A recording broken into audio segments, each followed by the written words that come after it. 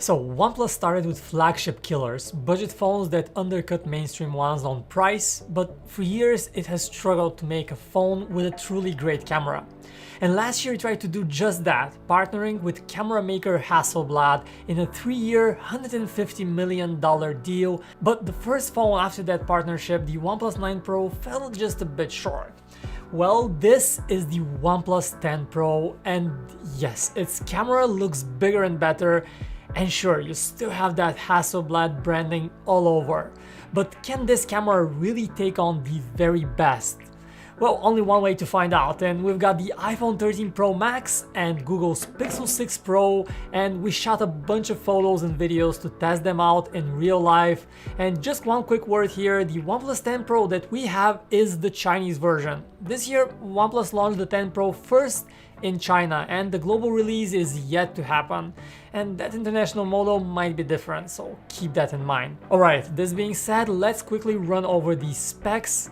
And first, the cameras here look gigantic. Yes, main camera sensor on the OnePlus is a bit smaller than that of the Pixel, but it's bigger than the iPhone.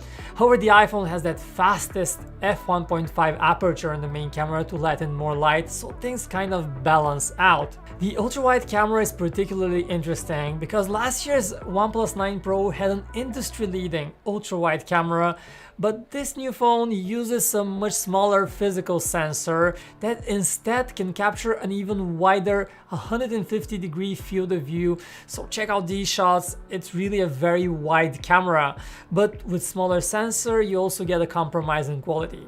Anyway, enough with the specs, let's kick this off, and right now you should see a front camera video recording of all three phones. The OnePlus is actually the only one that does not support 4K video with the front camera, so we had to record in 1080p. Not a huge deal, but we like the saturated colors. However, video stabilization seems to be completely missing on the OnePlus, and footage looks very jerky, which is not a good start. And here's the front camera video recording at night. The OnePlus cleverly uses the screen to illuminate your face at night, and it also boosts brightness quite a bit, so the video from it does look quite a bit brighter, but it is also quite noisy. Alright, next up, here are a few selfies, and you can choose between a wide and a close-up view on the Pixel and the iPhone. And particularly the Pixel has this super wide view, which is nice for group shots, while the OnePlus only has one fixed field of view, which is kind of a middle ground with the front camera, not too wide, not too close up. And that's a bit of a limitation, since we would like to have some variety here, and colors on the OnePlus also appear a bit bleak compared to the more saturated and just more vivid colors on the Pixel and the iPhone. But let's get to the main course, shall we? The rear cameras. Right from the get-go, you notice that photos on the OnePlus are quite wide. You have a 23mm lens here, and they are exposed brighter than the rest of the phones. We'd even say they come out a bit overexposed. Our colors are also very flat, lacking in contrast and saturation compared to the other two, and you can definitely notice this. We don't know what's going on here, but just using auto mode with default settings, the 10 Pro just doesn't look quite as punchy and as good as those other two phones. The new ultra-wide camera goes for a similar look. It brightens up the shadow quite a bit, resulting in a very bright photo. It also dials up the saturation, the ultra-wide camera, and that is quite significant. And sometimes that looks great. Just look at the sundial photo here, nice and saturated, but at other times it can be a bit too much and look artificial. By the way, we mentioned it's a super wide 150-degree sensor, but by default it captures cropped in photos to avoid the distortion. So you need to go into camera modes and manually enable the 150-degree mode from there if you want to get that full view. Otherwise you just get a cropped in view with the ultra-wide camera. Alright, let's get to the third camera here, and you get a 3.3 times zoom lens on the OnePlus 10 Pro, which does a decent job, and you can digitally punch in the camera up to 30 times in photos and 10 times in video. So we tried zooming here on the sign with the native lenses on each phone, and the Pixel looks like the clear winner to us. It has a 4 times zoom periscope lens, it has the most detailed shot, and most noticeably, it still preserves those beautiful colors while zoomed in. Well, colors just don't look as nice and saturated on the other two, and even at 10 times zoom, the Pixel again looks just out of the league of the other two when it comes to zoom quality. However, if you like photographing people, the Pixel falls absolutely flat with portrait mode.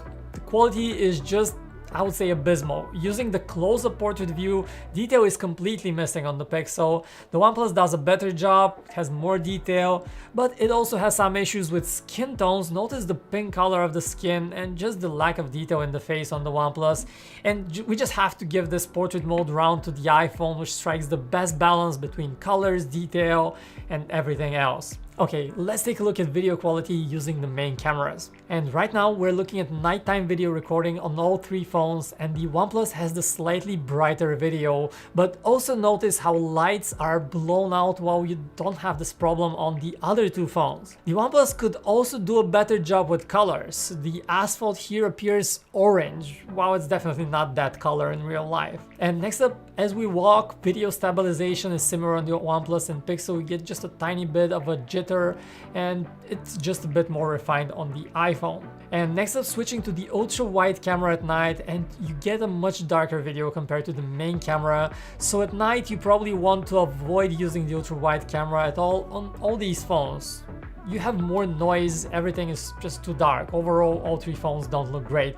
But you also get an annoying flicker on the Google Pixel as we walk. That is very noticeable. So finally switching to the main camera once again and pointing it at a light at night, and you get this very noticeable lens flare on the Pixel and the OnePlus, and far less so on the iPhone. So overall, just to sum it up, it seems like the iPhone still remains the video camera to beat in the smartphone world. It just appears better both during the day and at night, and it's more consistent. We would, however, be remiss not to mention the new cool recording modes on the OnePlus. Our favorite has got to be the 4K video at 120 frames per second, which makes for absolutely stunning slow motion. You need to slow the recorded footage down in post on your computer though, as the OnePlus Gallery app does not have that function, so it's definitely an enthusiast function, but worth it though. Take a look at this short 4K slow mode that we shot using that new mode.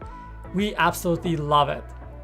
So at the end of the day, the OnePlus 10 Pro would say falls victim to the high expectations. A $150 million deal with Hasselblad, a phone 1 year in the making, and we certainly expected a bit more out of it. Sure, you might be able to get great results shooting raw photos and going into pro mode and doing all that, but for regular folks just using the auto settings, the Pixel and the iPhone seem like the more capable options for both photos and videos, and especially for zooming in video.